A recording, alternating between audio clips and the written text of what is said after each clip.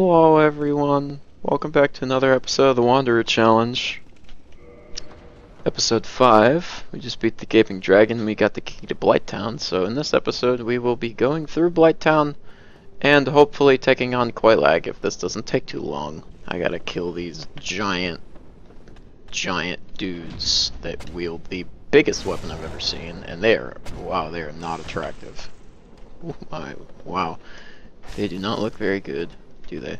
These guys are kind of easy to parry, but if you miss, you will get, like, pretty much stomped into the ground.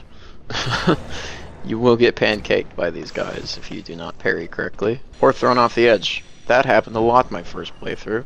Oh god, I just remembered about toxic in this area. That's not good. Oh, I can stagger you. Wow, I've never been able to stagger you before. Oh my god. I get it, dude. You don't like me. I'm gonna kick you off the edge just because you don't like me. Okay, see you later. Come on, dude. Do it. Yeah, you can roar at me all you want. Come on. Can I kick you off the edge? Maybe.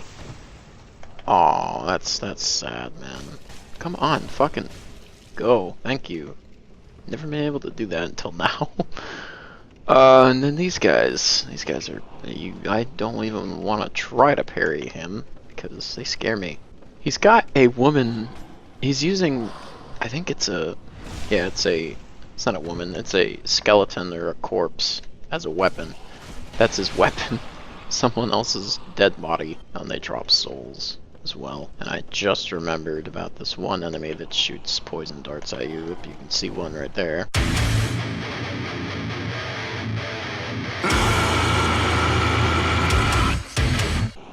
Oh yeah, you want to look out for that attack because they will grab you and eat you, and at my health and armor, they will probably one-shot me. That's gonna suck for me later on. I don't know how much this is going to poison me for, so I'm not even gonna risk it. Goodbye. Fucking, he just pushed me, and he was gonna push me. Let's open up this pit! Oh! Oh! Oh! Oh! After my little rant on how dangerous Blighttown actually is. Did I just not mention that that guy was stuck in a pot? I don't know, I guess I didn't. He's stuck in a pot. I don't know why. He's just there. He's not hostile until you like move past him. And oh god, I just remembered the dogs that shoot fire. I don't know how I'm gonna hit them. Hopefully, easily. Goodbye, dude. See you later. Oh god. Yep. There's one. Oh yeah, there's that thing you can kill with a bow and arrow, or you can get up close to it. Since I don't need the pyromancy that's behind it, even though it's probably one of the best pyromancies ever, I ain't gonna go for that shit. No unnecessary risks taken in Blighttown. Oh god.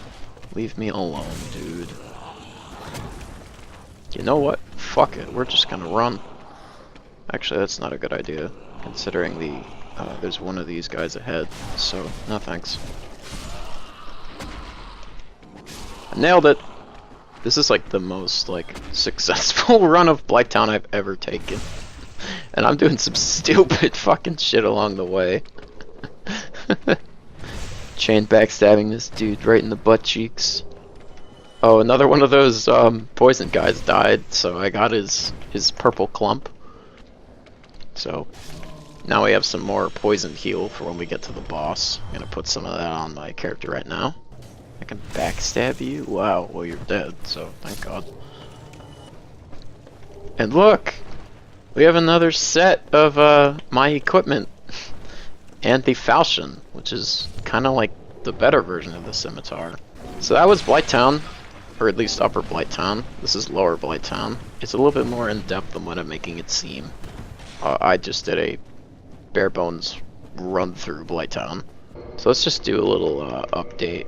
I was screwing around before this recording, and I can, with the amount of souls that I have right now, I can double my health. That is how many souls I have. I could kill Mildred the Man-Eater, but I don't need to, so. Even though she's probably one of my favorites to fight, because she's just a naked lady with a sack on her head and a giant meat cleaver, but I can't kill all the phantoms because the boss needs to be alive. That's the rule. Boss of the area needs to be alive while you fight the invasion phantom.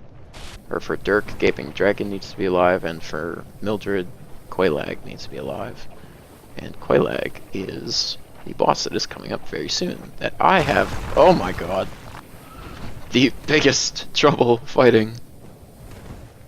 Next to those dudes throwing fucking rocks at me. Oh my god, I'm gonna get fucking destroyed. And in case you couldn't already tell, Quelaag is a spider. And she's one of the worst bosses for me to fight anyways, especially at this low of a level with almost no damage.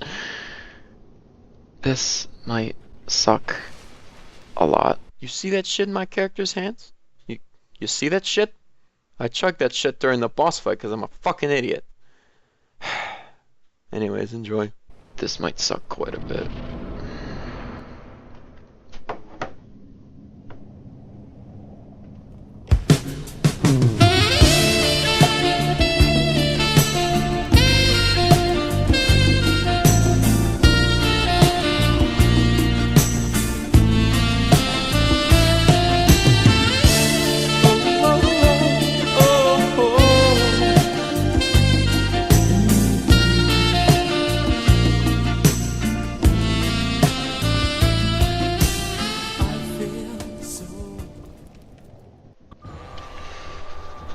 Okay, giant spider lady, your attacks aren't too hard to, I take it back, your attacks are kind of hard to dodge.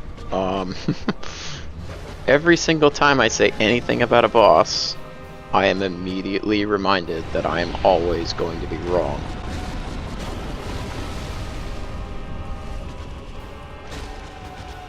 I do nothing to her.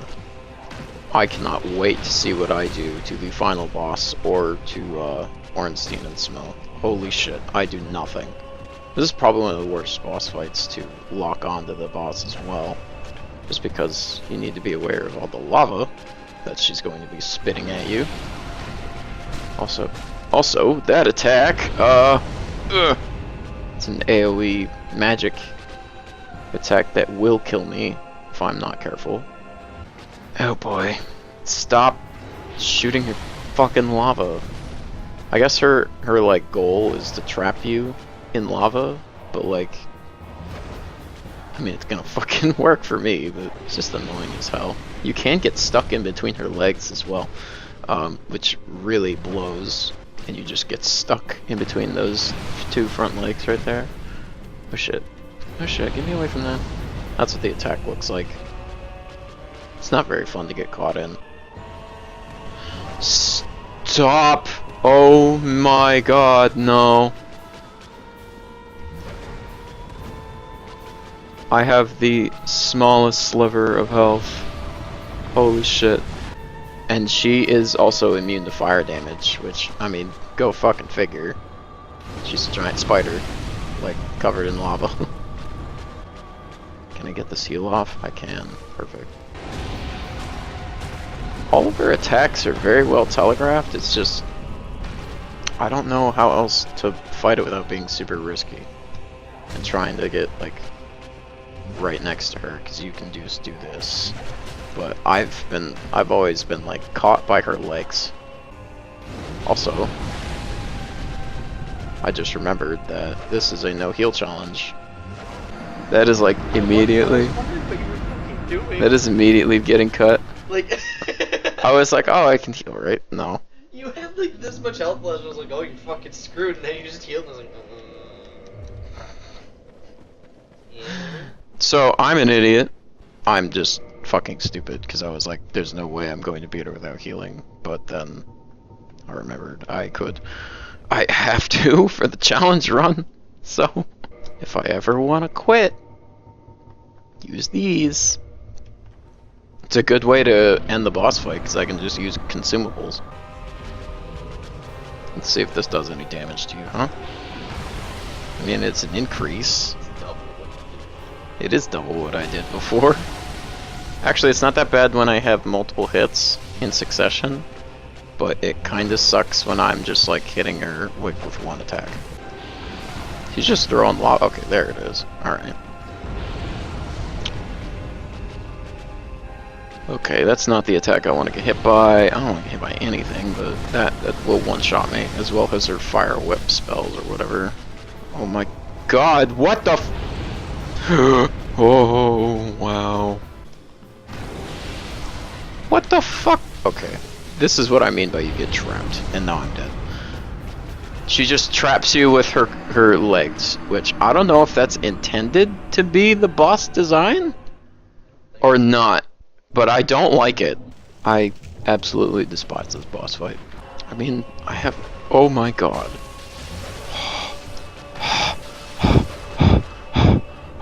Oh wow, okay. Okay, yes. This is how we do Quelaag correctly.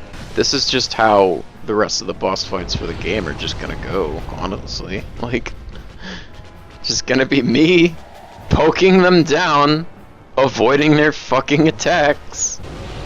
Oh yes, as long as she spits lava, I'm totally okay with that. But like, that's what she's supposed to do. She's supposed to like create a circle around you so you have nowhere to go but fight her, and then she'll just murder you. And it only took me 3 tries, once with healing, to beat her. Ow, I might actually die. Never mind about the 3 tries thing. Oh, thank God. I'm very happy that that went well. So I'm going to ring this Bell of Awakening, and we'll see what awaits me on the other side of Sen's Fortress, because that's going to open.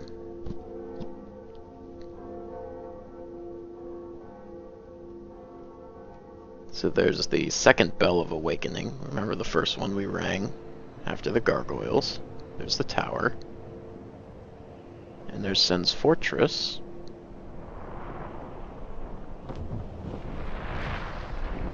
And the giants open the gate to Sen's Fortress. It's really cool. I really love the cinematic for it, because it shows you like, oh, I've been there. So we're gonna go say hi to one of the coolest NPCs ever, and then we'll do, you know what? We'll do a bonus boss for this episode as well. There's a lot of illusionary walls in Dark Souls, but this is one to a certain covenant that we can't join.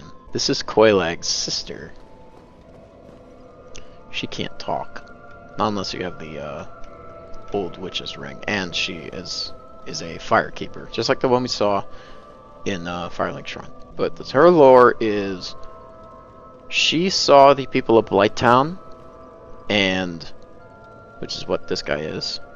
They were all minus the eggs.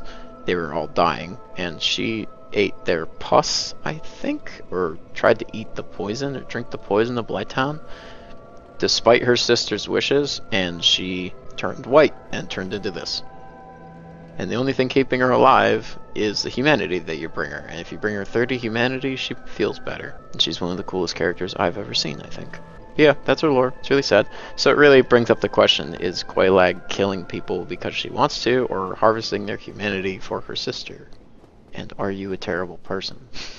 Because you just killed her sister, and if you don't join the Covenant, you just killed her sister's only way of getting humanity and getting better. And we're going to do a bonus boss for this episode as well. It is called Ceaseless Discharge. This boss is not hard at all, and since he's not aggroed, we can't heal. But just so I don't forget, I will unequip the Estus, because you can't heal during a boss fight. You know what? I'm feeling so confident, I'm going to take all my weapons off.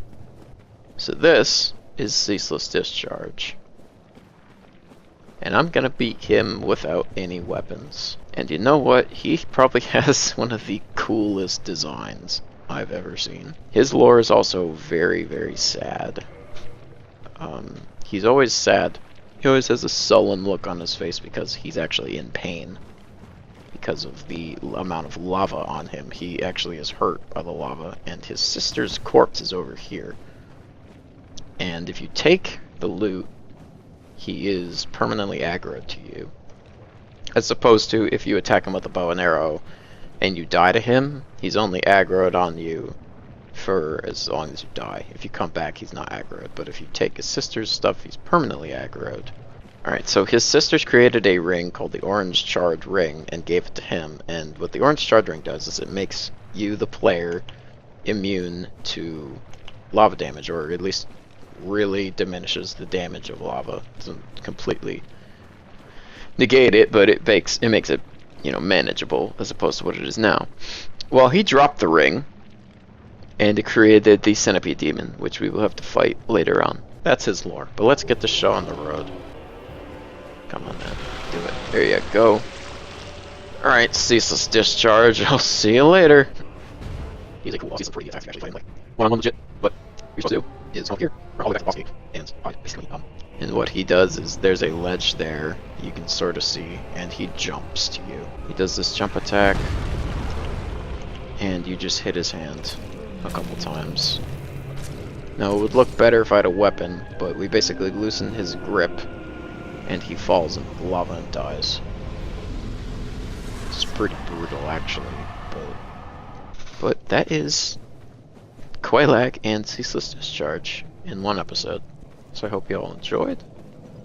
I hope you all have a wonderful rest of your day. We will see you in the next episode.